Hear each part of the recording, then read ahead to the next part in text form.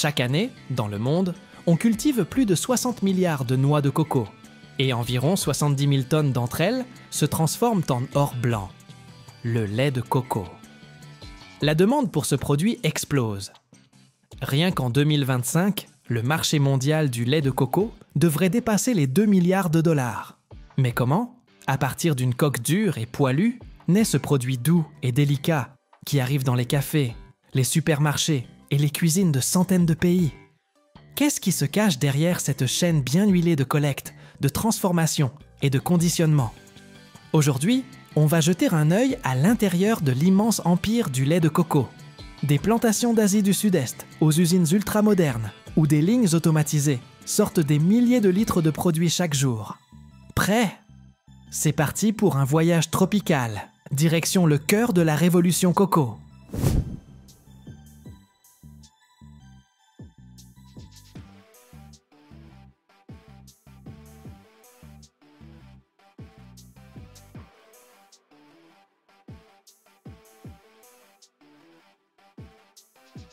Tout commence dans les plantations, principalement aux Philippines, en Indonésie, en Inde et au Sri Lanka, qui fournissent ensemble plus de 75% du volume mondial de noix de coco. Là-bas, les cocotiers poussent par dizaines de milliers sur des milliers d'hectares, de véritables mers vertes où les arbres atteignent jusqu'à 30 mètres de haut et donnent une récolte tous les 45 ou 60 jours. La collecte des noix de coco, c'est la première étape cruciale. Dans beaucoup de régions, on le fait encore à la main. Des travailleurs expérimentés grimpent le long des troncs lisses ou utilisent de longues perches en bambou avec des faucilles au bout. Dans certaines exploitations, on utilise encore, tenez-vous bien, des singes dressés pour récolter jusqu'à 1000 noix de coco par jour. Oui, vous avez bien entendu. Cette pratique soulève de vives critiques à cause de la cruauté envers les animaux, leur maintien enchaîné, l'isolement, le stress et une exploitation excessive.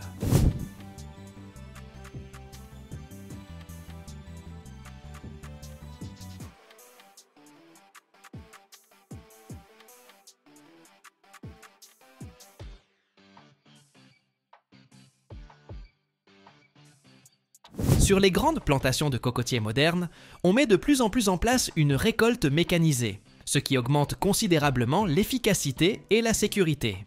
Au lieu de grimper à la main sur les hauts palmiers ou d'utiliser des animaux, les ouvriers travaillent depuis des plateformes hydrauliques qui les élèvent jusqu'à 12 mètres de haut. Ça leur permet d'atteindre confortablement les noix de coco, même au sommet des arbres. Pour cueillir les fruits, ils utilisent des tailles Hayes électriques ou à essence équipées de crochets spéciaux qui permettent de couper les noix de coco en endommageant le moins possible l'arbre. Grâce à cette technique, une équipe de 5 ou 6 personnes peut récolter jusqu'à 30 tonnes de noix de coco par jour, ce qui est bien plus qu'avec les méthodes manuelles. En plus, les systèmes automatisés sont parfois combinés à la navigation GPS et à un suivi interne des arbres, pour ne pas retourner dans les zones déjà récoltées. Ça accélère énormément le cycle de récolte et permet aux usines de transformation de recevoir la matière première le jour même de la cueillette, préservant ainsi la fraîcheur et la qualité.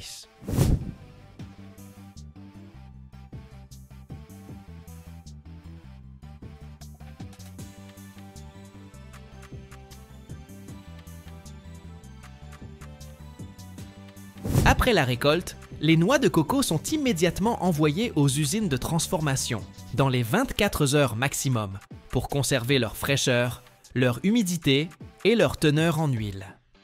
Tout commence par un premier tri directement sur le champ. Les fruits abîmés ou pas assez mûrs sont écartés, et ceux qui sont sélectionnés sont chargés dans des paniers spéciaux en plastique ou en bambou. Ensuite, c'est la logistique de courte distance qui entre en jeu. Des motoculteurs avec remorques, des tracteurs ou des mini-camions transportent les noix de coco des plantations vers les centres logistiques les plus proches. Dans les grandes entreprises, c'est souvent leur propre infrastructure, équipée de chargeurs, de bascules et de points de traitement hygiénique. De là, de gros lots de fruits sont transportés vers l'usine dans des camions frigorifiques ou des camions fermés avec ventilation pour éviter qu'ils ne chauffent et ne fermentent. Un seul camion peut transporter jusqu'à 20 tonnes de noix de coco par voyage et les grandes entreprises reçoivent quotidiennement 100 ou 200 tonnes de matières premières. Souvent, la livraison est organisée en flux continu, 24 heures sur 24, 7 jours sur 7, surtout en pleine saison de récolte.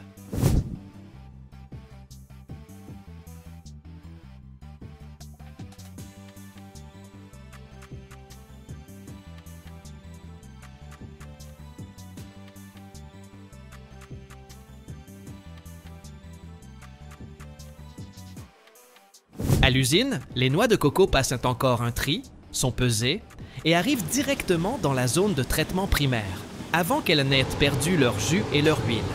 Tout ça, c'est une partie d'une grande chaîne qui transforme une noix cueillie sur un arbre en une étiquette lait de coco, en moins de 48 heures. Une vitesse incroyable, non? Lors de la première étape, on débarrasse les noix de coco de leur couche extérieure fibreuse, la bourre.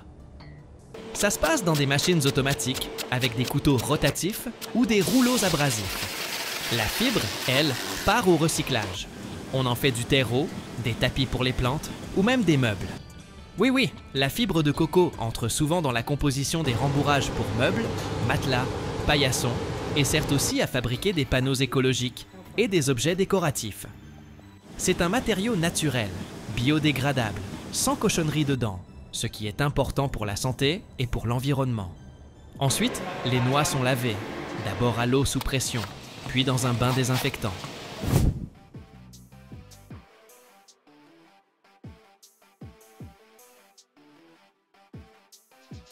Dans l'immense atelier de production, on assiste à un processus spectaculaire, le cassage des noix de coco. De puissantes presses hydrauliques, qui ressemblent à des géants d'acier, compresse chaque noix sans pitié, mais avec une précision calculée, la fendant en deux au millimètre près. Ce n'est pas un mouvement chaotique. Chaque coup est calculé, car le but est de casser la coque sans créer d'éclats qui pourraient poser problème pour les étapes suivantes de transformation. Les noix sur le tapis roulant semblent danser au rythme de la machine puissante, passant d'une station à l'autre, où chaque mouvement des mécanismes est parfaitement synchronisé. Dès que la noix est ouverte, son jus, l'eau de coco, s'en échappe, transparent, brillant comme un ruisseau de cristal. Il s'écoule sans bruit, tel un doux flux de la nature, et est dirigé vers de grands réservoirs de collecte. Ce jus est une ressource précieuse qu'on ne jette pas. On l'utilise soigneusement dans l'industrie alimentaire comme boisson naturelle ou comme hydratant pendant le traitement ultérieur de la pulpe de coco râpée. Grâce à ces réservoirs, la production devient encore plus efficace, car pas une goutte n'est perdue.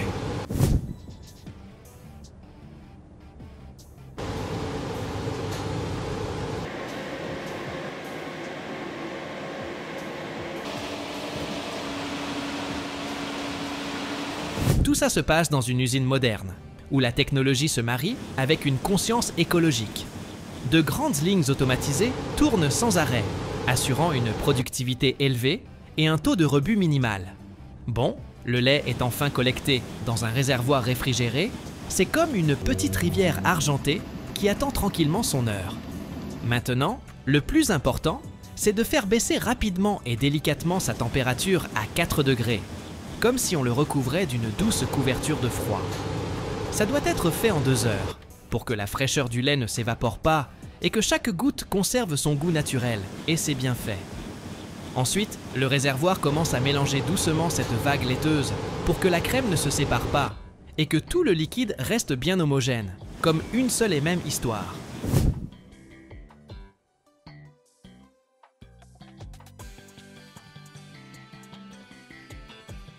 Le lait repose tranquillement dans le réservoir, gardant cette fraîcheur qui préserve toutes ses qualités.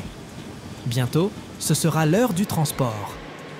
Avec précaution, en respectant la chaîne du froid, on le transfère dans un camion-citerne réfrigéré, comme dans un berceau magique qui emmène ce don de la nature vers l'usine de transformation finale.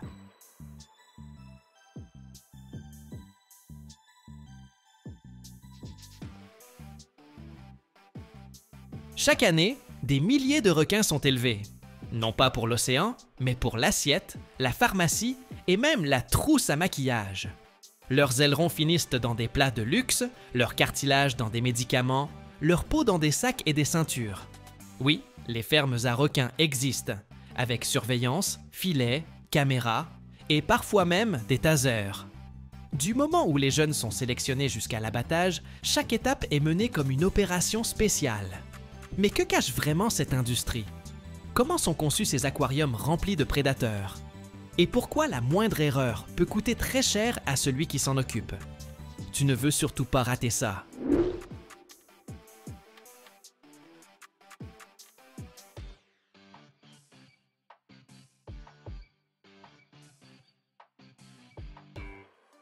On élève des requins pour leur viande, leurs ailerons, leur peau et même leur cartilage. Dans de nombreux pays, surtout en Asie, la soupe d'aileron de requin est un mets de luxe, un symbole de statut et une tradition bien ancrée. Et ce n'est pas tout.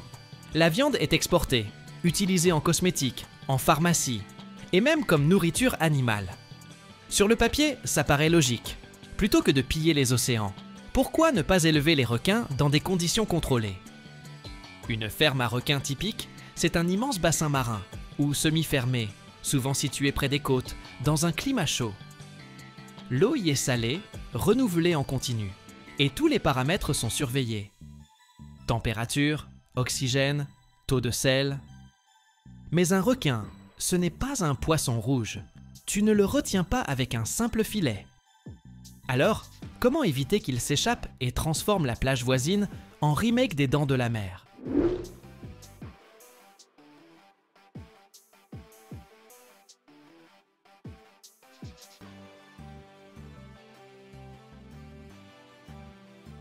Ces fermes, ce sont des enclos marins ou des lagons qui font de quelques centaines de mètres carrés à plusieurs hectares. Les plus petites structures ont des bassins de 10 par 10 mètres, tandis que les plus grandes atteignent 100 mètres ou plus, avec une profondeur de 5 à 10 mètres. On les installe souvent dans des baies ou des criques naturelles, protégées des vagues. Les bassins sont flottants, entourés de filets solides en métal ou en polymère, fixés à des plateformes ou des bouées et ancrés au fond par de lourdes chaînes. Les filets ont plusieurs couches de sécurité, pour empêcher les intrus comme les méduses, et pour éviter les évasions. Certains enclos sont même équipés de capteurs de mouvement et de caméras de surveillance. Pour les espèces agressives, les filets sont renforcés. Ils doivent résister aux dents et aux coups de museau. En laboratoire, on teste même si le requin pourrait croquer sa liberté.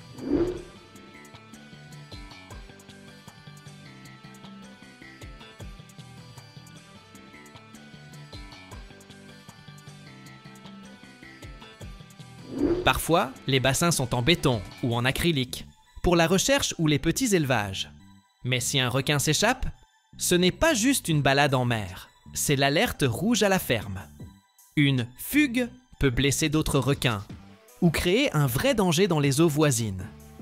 Les requins sont élevés à partir d'œufs ou de jeunes capturés en mer. Ils sont nourris avec du poisson, des fruits de mer ou des mélanges spéciaux. On suit leur croissance, leur état de santé, leur comportement. Les espèces les plus couramment élevées sont le requin chabot, le marteau, le requin nourrice ou le requin de récif gris. Certains sont moins agressifs, d'autres grandissent plus vite, plus simples à gérer. Le cycle d'élevage dure entre 1 et 5 ans, selon l'espèce et le produit final. Et ensuite vient l'abattage. Mais d'abord, il faut séparer un ou plusieurs individus du reste du groupe.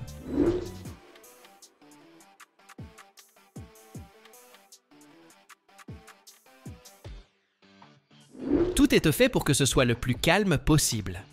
Un requin stressé, c'est la panique pour les autres. Et le stress Bragg's hormone, ce qui rend la viande dure et amère. Ça ne commence pas par un coup, mais par une phase de préparation, de quelques heures à 2 ou 3 jours. Et oui, même ici, il y a une sorte de contrôle médical et de régime. 1 ou 2 jours avant l'abattage, le requin est mis à jeun. Moins de contenu dans l'estomac, moins d'odeur dans la viande. Ça réduit aussi l'agressivité et facilite la découpe. Pas besoin de vider des tripes pleines. Il ne faut surtout pas qu'il se doute de quoi que ce soit. Alors on l'isole discrètement, à l'aide de tunnels guidés ou de bassins mobiles qui se referment. Parfois, on baisse un peu la température de l'eau, quelques degrés en moins, et le requin devient plus calme, donc plus facile à gérer.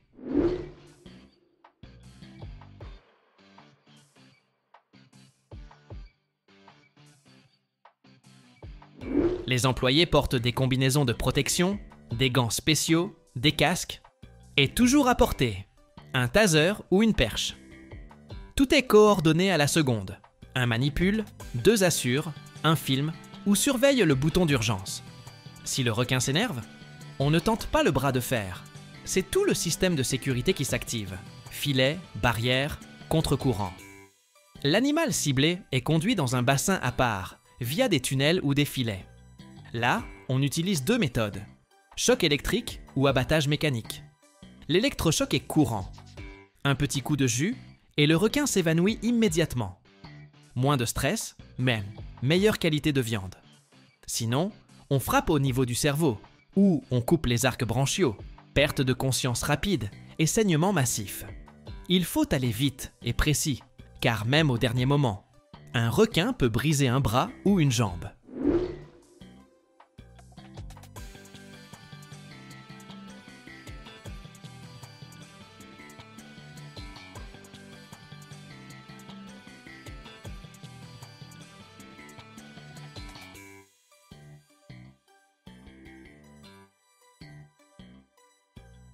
La carcasse est ensuite transférée à la salle de découpe. Elle est posée sur une table en acier, dans une ambiance entre bloc opératoire et boucherie de précision. Pas de hache au hasard ici. Tout se fait avec précision chirurgicale et obsession pour les ailerons. D'abord, on lave le requin à grande eau. Mucus, sang, tout doit disparaître pour éviter de glisser ou de salir la coupe. Puis viennent les couteaux. Et pas n'importe lesquels. Des lames affûtées comme des katanas, prêtes à détacher les ailerons sans abîmer le cartilage. 1, 2, les nageoires pectorales partent en premier. Puis vient la dorsale, la plus grande, la plus précieuse. Les gestes sont nets, rapides, sans bavure. Chaque aileron peut valoir des dizaines de dollars. Tout se fait sur une table inclinée avec drainage. Les liquides s'écoulent immédiatement. Les ailerons sont posés à part, sur des grilles ou étagères, pour être séchés ou surgelés, selon le marché.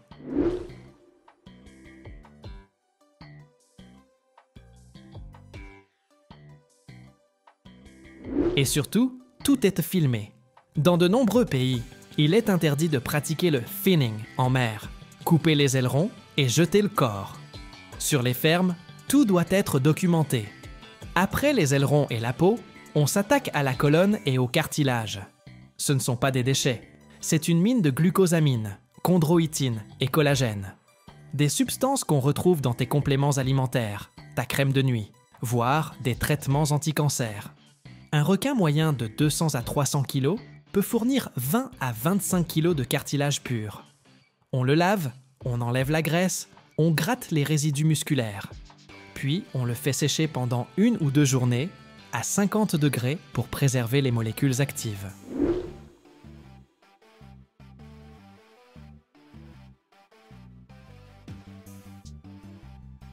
Et une fois les ailerons, la chair et la colonne enlevées, il reste la peau.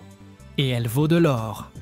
Pas seulement pour faire des accessoires, mais aussi en cosmétique et pharmacie. On la retire soigneusement. Elle est épaisse et très particulière.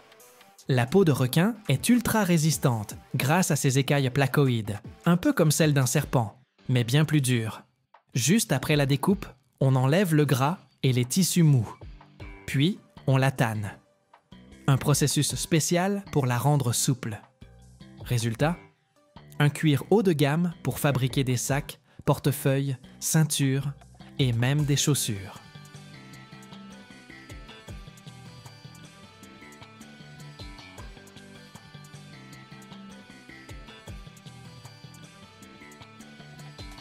Chaque année, plus d'1 milliard de mètres cubes de bois sont abattus dans les forêts du monde.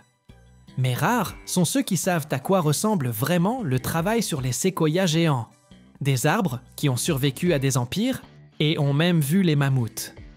Imaginez, un tronc de plusieurs mètres de diamètre et pesant des dizaines de tonnes, tournant sur un tour, lentement et avec un bruit sourd, comme le cœur de la Terre. Chaque passage de l'outil révèle un motif unique, façonné par la nature pendant des millénaires. Le secret de cet artisanat est stupéfiant. Et si vous regardez jusqu'à la fin, vous découvrirez un fait qui changera à jamais votre vision du travail du bois.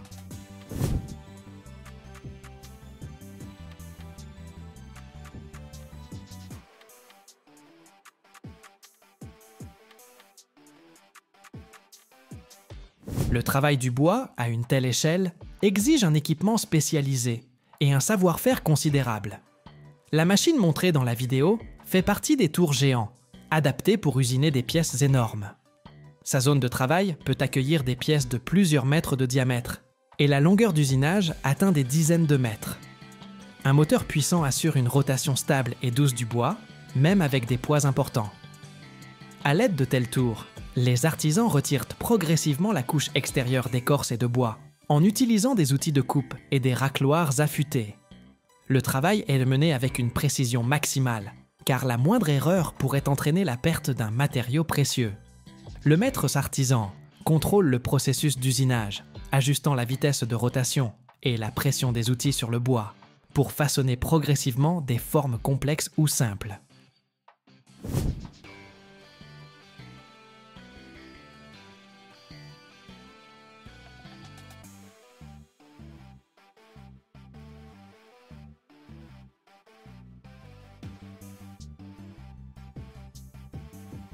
D'abord, on enlève les grosses excroissances lamellaires, puis on passe à un polissage plus détaillé, qui permet de souligner la texture naturelle et de rendre le bois parfaitement lisse. Le travail du bois de séquoia n'est pas un simple processus technologique, mais une forme d'art, car chaque création est unique en raison des particularités naturelles du matériau. La grande densité et la dureté du séquoia rendent le processus complexe, tout en soulignant la qualité de l'œuvre.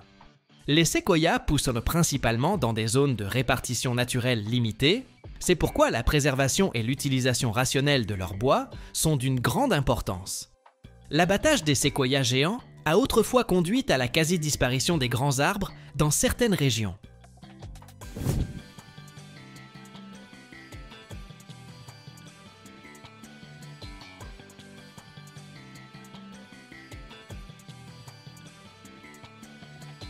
Par exemple, au 19e siècle, la société Kings River Lumber a abattu illégalement plus de 8000 de ces géants, provoquant une catastrophe écologique qui a affecté le climat et la biodiversité de la région. Les technologies modernes de transformation du bois permettent de tirer le meilleur parti de ce bois précieux en minimisant les pertes. L'utilisation de tours innovants, comme dans la vidéo, permet de travailler avec des pièces grandes et non standards, d'utiliser le matériau de manière rationnelle et de créer des produits de haute qualité. Le bois de séquoia, grâce à sa solidité et sa résistance à la pourriture, est un matériau de valeur pour la construction et la fabrication de meubles. Cependant, en raison du statut de protection de ces arbres, l'exploitation commerciale de leur bois est strictement réglementée.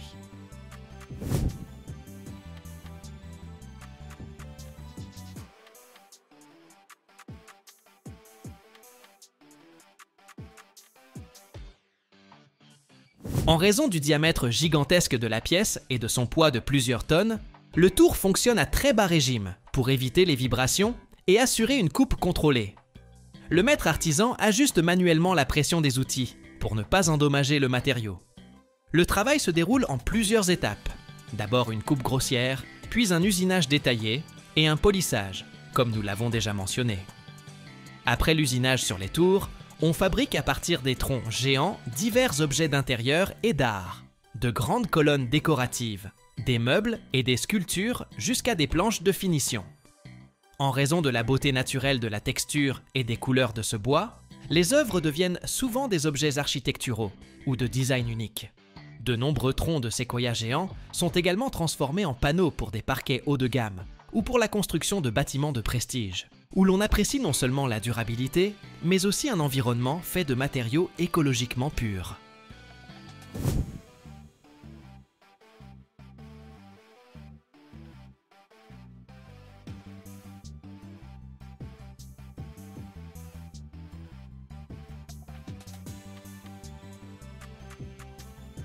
Dans certains cas, le bois est utilisé pour la fabrication de wagons, de traverses de chemins de fer, de poteaux télégraphiques et même de structures sous-marines, où la résistance à la pourriture et la solidité sont essentielles. On sait que certains séquoias anciens sont utilisés à des fins touristiques ou culturelles. Par exemple, aux États-Unis, on crée des tunnels dans des géants abattus, où les voitures peuvent passer librement, et d'autres troncs sont transformés en galeries ou en restaurants. Ce sont des attractions touristiques populaires. Le travail sur les troncs de séquoias géants est l'œuvre d'artisans hautement qualifiés, qui alignent une connaissance approfondie du travail du bois, à un goût artistique certain et à une grande maîtrise technique. Pour atteindre le niveau que l'on peut voir dans la vidéo, il faut un long parcours d'apprentissage et de pratique, la maîtrise d'une série d'outils et de techniques spécialisées.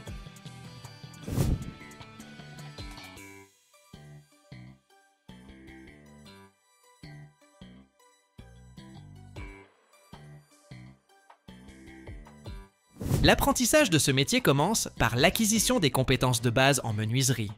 Travail du bois avec des outils manuels, sciage, ponçage, techniques de sculpture de base.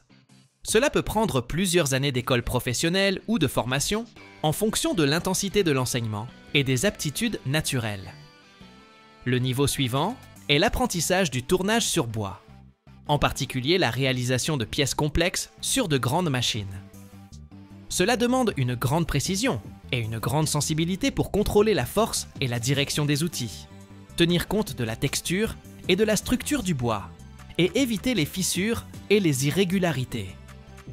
Les artisans travaillant sur le séquoia utilisent activement une variété d'outils de tournage, des gouges de différentes formes et configurations, des racloirs, des bédanes. Pour l'ébauche, ils commencent avec de grandes gouges à dégrossir, qui enlèvent d'épaisses couches de bois, avant de passer à des outils plus fins et plus délicats pour le polissage et les détails.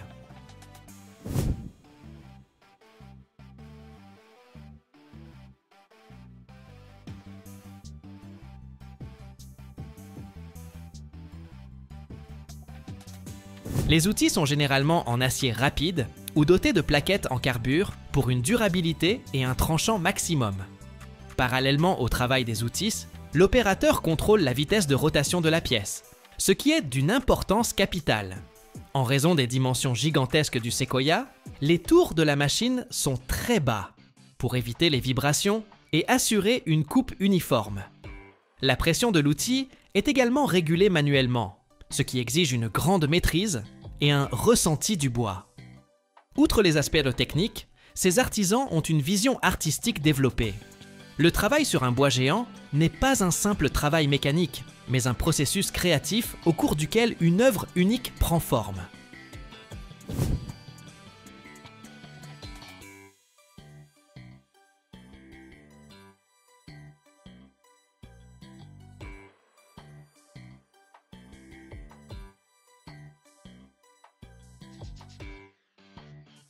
Pour y parvenir, il faut allier la connaissance de la technique à la compréhension des propriétés naturelles du matériau et à des compétences artistiques. Dans les milieux professionnels, l'apprentissage peut durer de 5 à 10 ans, surtout s'il s'agit de travailler avec des arbres grands et coûteux. Souvent, les artisans font des stages, apprennent auprès de tourneurs expérimentés, participent à des masterclass et à des écoles d'art. Après une formation de base, l'artisan continue de se perfectionner, acquérant de l'expérience avec différentes essences de bois, de grandes pièces, des formes et des techniques complexes, créant ainsi des objets d'art uniques. C'est le respect rigoureux de la technologie, associé à une approche créative, qui permet d'atteindre des résultats impressionnants.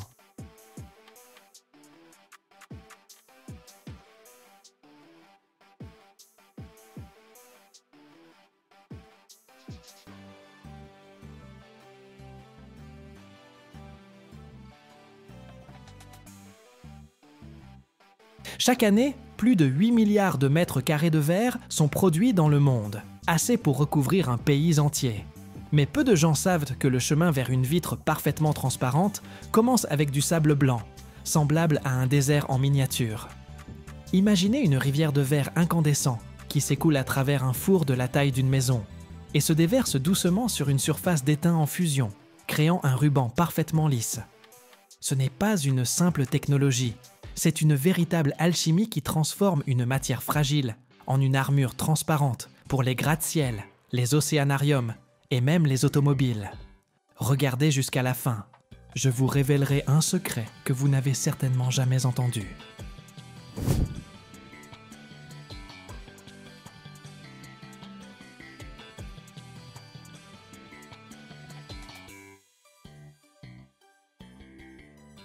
Tout commence dans un immense entrepôt de matières premières, qui ressemble à un désert en miniature.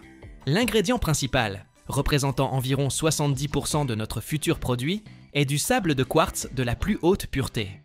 Il doit être parfaitement blanc, car la moindre impureté de fer donnerait au verre une teinte verdâtre indésirable.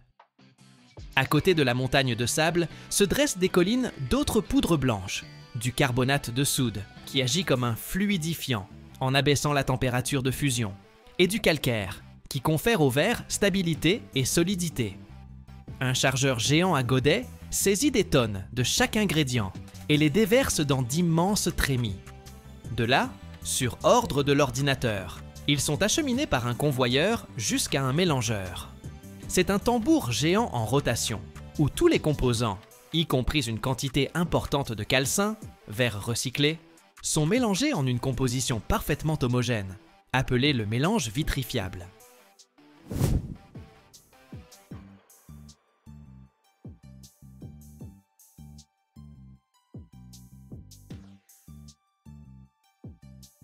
Maintenant, ce mélange sec, semblable à une poudre, entame son voyage au cœur même de l'usine, le four de fusion.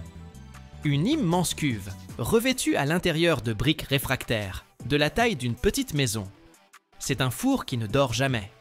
Il fonctionne en continu pendant des années en maintenant à l'intérieur une température de 1600 degrés Celsius. Le mélange vitrifiable est enfourné par un flux continu à une extrémité de ce four. En entrant dans cet enfer, il commence instantanément à fondre, se transformant en une rivière de verre liquide, épaisse, visqueuse et d'un orange éblouissant. Cette rivière s'écoule lentement à travers toute la cuve, et pendant ce temps, toutes les bulles de gaz s'en échappent, et la masse elle-même devient parfaitement homogène. Et voilà que cette rivière de feu, luminescente, sort du four et arrive sur l'invention la plus géniale du monde du verre, le bain float. Un long tunnel hermétique, rempli non pas d'eau, mais d'étain en fusion. L'étain a une surface parfaitement plane, un miroir.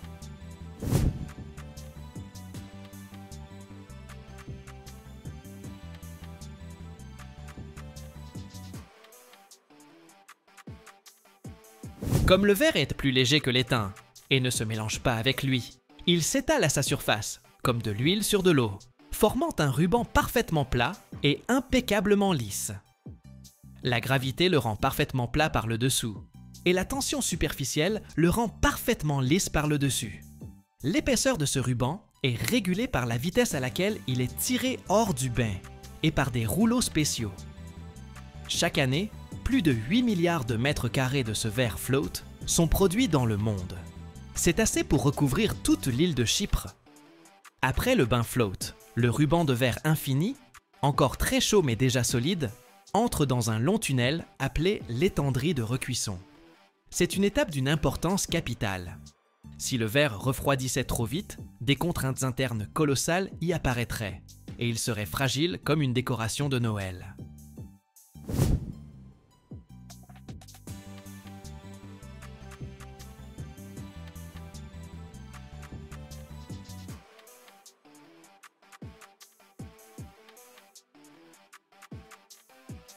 Dans l'étendrie, qui s'étend sur des centaines de mètres, la température du verre est abaissée lentement et de manière très contrôlée, de 600 degrés à la température ambiante. Cela permet aux molécules de se détendre et élimine toutes les contraintes. De l'autre côté de l'étendrie sort un ruban de verre parfaitement transparent, plat et libre de toute contrainte, qu'un coupe-verre automatique à molette de diamant découpe en d'immenses tonnes-feuilles, appelées des plateaux jumbo. Leurs dimensions peuvent atteindre 6 mètres sur 3. Mais ce n'est que la matière première. Ce n'est qu'une seule couche de notre futur sandwich.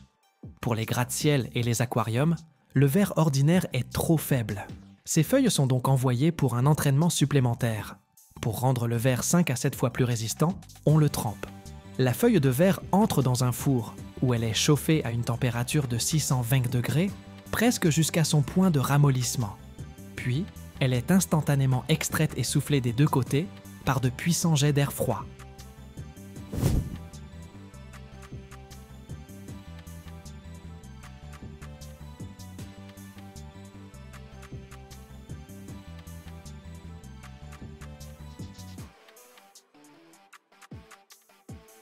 La surface extérieure du verre refroidit instantanément et se contracte, formant une carapace solide, tandis que la partie intérieure refroidit plus lentement. Cela crée d'incroyables contraintes internes qui rendent le verre follement résistant. Si un tel verre vient à se briser, il se fragmente en des milliers de petits cubes inoffensifs, et non en éclats tranchants comme des poignards.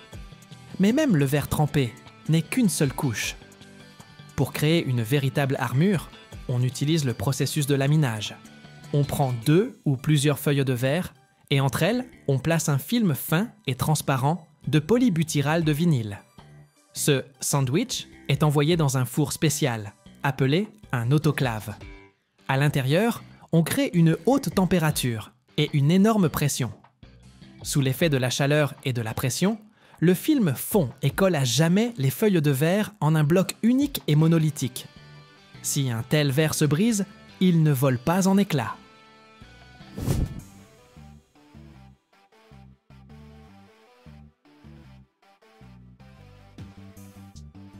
Les fragments restent collés au film, comme des mouches sur un ruban adhésif. C'est ainsi que l'on fabrique les pare-brises de voitures. Et c'est aussi comme ça que l'on fait le verre pour les gratte-ciel. Pour les aquariums, ce sandwich peut être tout simplement incroyable. Par exemple, l'épaisseur du verre acrylique de l'aquarium de Dubaï atteint 75 cm. C'est presque 1 mètre d'épaisseur. Il est composé de nombreuses couches, collées les unes aux autres, et est capable de résister à la pression de 10 millions de litres d'eau. Enfin, sur le verre destiné au gratte-ciel, on applique un revêtement spécial. Dans une immense chambre à vide, on pulvérise sur la surface du verre de très fines couches de métaux, invisibles à l'œil nu, comme de l'argent ou du titane. Ce processus, appelé pulvérisation cathodique magnétron, crée un revêtement à faible émissivité, ou low EF. Il fonctionne comme un filtre intelligent en été, il réfléchit le rayonnement solaire infrarouge vers l'extérieur, empêchant la pièce de se réchauffer, et en hiver, au contraire, il réfléchit la chaleur des radiateurs vers l'intérieur de la pièce, l'empêchant de s'échapper.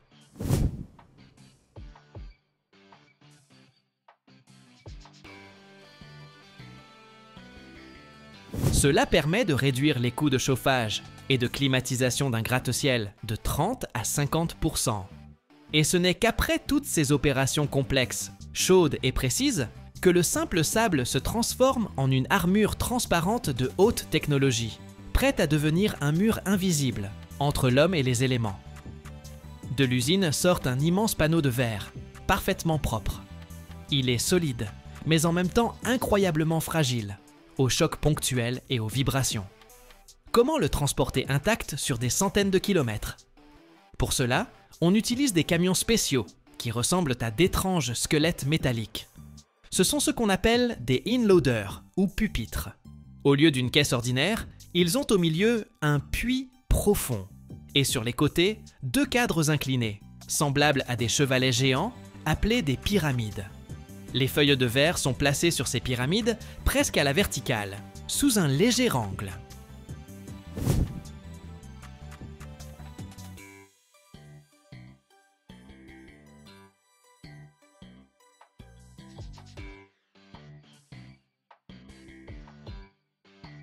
C'est fait pour que le poids soit réparti uniformément et pour minimiser les contraintes dues aux vibrations de la route.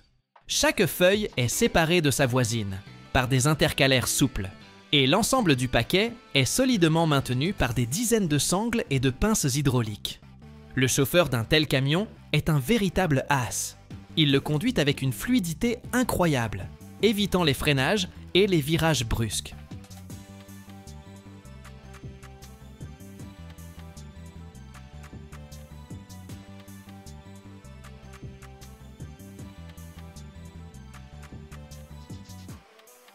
Imaginez une pierre, d'apparence si ordinaire, mais à l'intérieur de laquelle se cache une force capable de supporter les charges colossales de notre civilisation. Comment, d'une roche anonyme, naît une route qui résistera à des millions de voitures? Comment la vibration de mâchoires d'acier transforme-t-elle le monolithe en de minuscules cristaux des villes de demain? Chaque année, rien qu'aux États-Unis, plus d'1 milliard de tonnes de roches sont concassées, et ce vacarme s'entend bien au-delà des carrières. Mais il y a un détail qui n'est pas mentionné dans les rapports officiels. Ce qui se cache dans la poussière et les chocs de ces machines pourrait changer votre perception de la simple pierre. Regardez jusqu'à la fin, vous découvrirez un secret que l'industrie dissimule.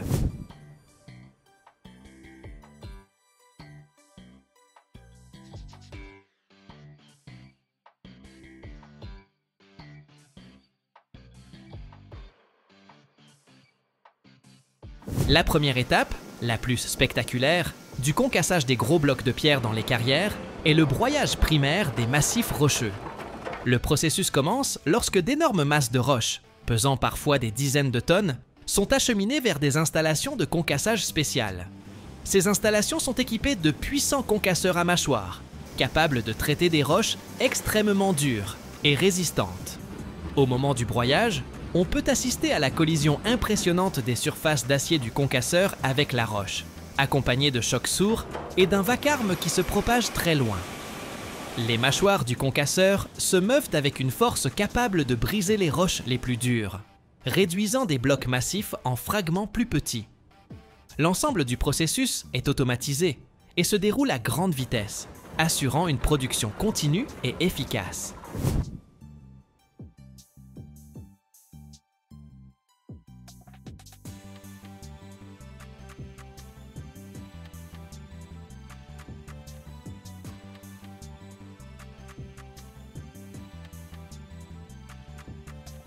Après le concassage primaire, le matériau est acheminé sur des convoyeurs à chaîne qui l'élèvent pour la prochaine étape de broyage ou de criblage.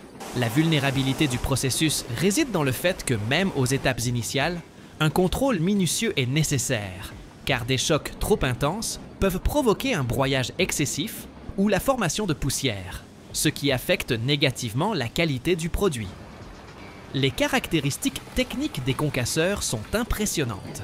Des moteurs de plusieurs centaines de kilowatts et des structures en acier lourdes de plusieurs dizaines de tonnes assurent un fonctionnement stable même sous une charge importante. La température des pièces métalliques augmente, mais des systèmes de refroidissement maintiennent un régime optimal pour un fonctionnement prolongé et ininterrompu. On utilise plusieurs types principaux de roches. Ces roches ont des propriétés différentes et sont utilisées en fonction de leurs caractéristiques techniques.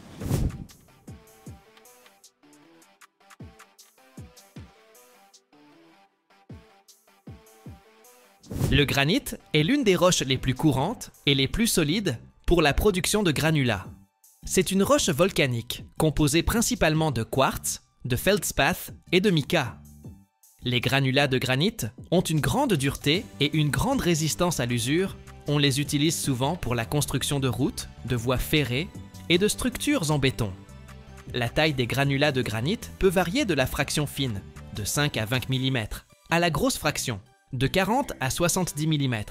Le gravier est une roche sédimentaire meuble, composée principalement de galets arrondis. Il est moins solide que le granit, mais a une radioactivité plus faible, ce qui le rend sûr pour une utilisation dans la construction résidentielle. Le gravier est utilisé comme agrégat dans le béton et pour le remblayage des routes.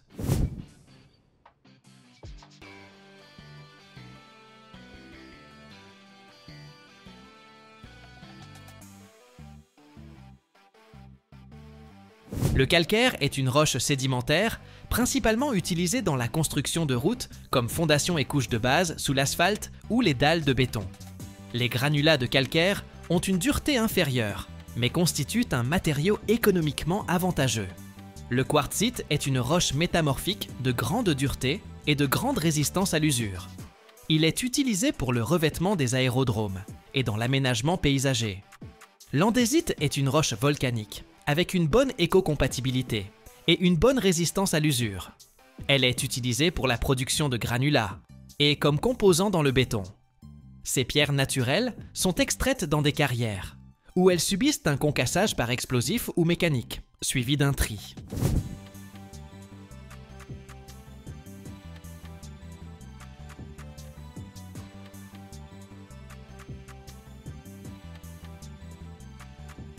Après le broyage primaire des blocs de pierre dans l'installation de concassage, l'étape suivante, cruciale, est la séparation du matériau en fractions à l'aide d'un système de crible.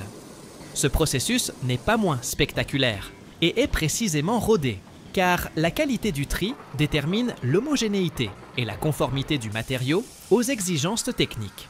La taille des particules du futur sable de construction, des granulats ou du gravier, est définie par des grilles spéciales de grande, moyenne et petite taille. Un grand nombre de grilles, disposées les unes au-dessus des autres, forment un complexe de convoyeurs en série où se produit un fractionnement automatique.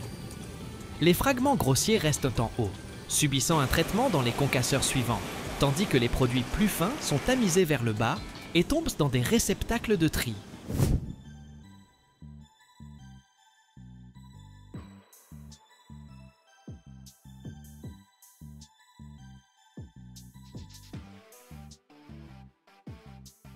L'ensemble du système est synchronisé et fonctionne en mode automatique. Chaque grille est régulièrement nettoyée des obstructions pour éviter les arrêts et ne pas altérer la qualité du produit. Et le mouvement du matériau est contrôlé par des capteurs et un système de contrôle de production. Le contrôle des dimensions et de la qualité du matériau est effectué à la fois par des capteurs et par des vérifications périodiques en laboratoire. C'est important, car les caractéristiques de construction des produits finissent, la durabilité des routes et d'autres structures en dépendent. L'automatisation de ce processus augmente la productivité du complexe de concassage et de tri, réduit le besoin de travail manuel et minimise le facteur d'erreur humain. De plus, des réserves technologiques sont prévues pour un réglage rapide du système, en cas de changement de type de matière première ou de normes.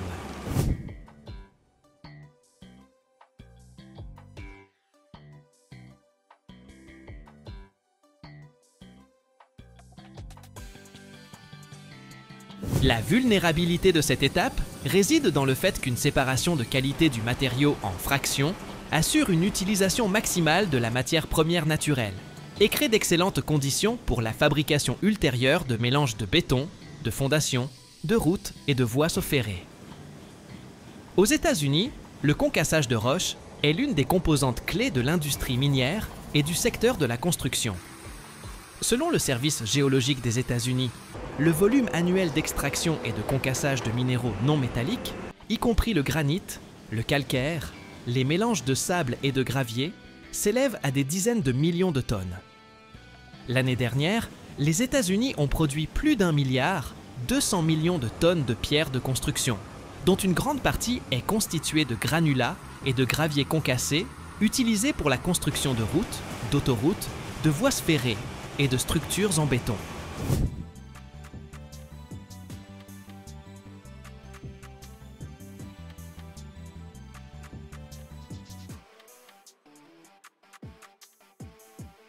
Cela représente environ un tiers de la production mondiale de ces matériaux.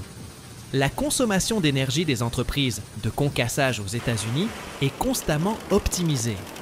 Ces dernières années, l'introduction de technologies éco-énergétiques a permis de réduire les coûts d'électricité de 20%. Il est également important de noter qu'aux États-Unis, on applique des systèmes de contrôle de la sécurité environnementale à grande échelle qui réduisent les émissions de poussière et la pollution sonore lors du concassage. Le processus de concassage s'accompagne de la formation d'une grande quantité de poussière qui pollue l'air à proximité immédiate des carrières et des complexes de concassage. La poussière peut avoir un impact négatif sur la santé des travailleurs et des habitants des zones environnantes, provoquant des problèmes respiratoires, des allergies et d'autres maladies chroniques.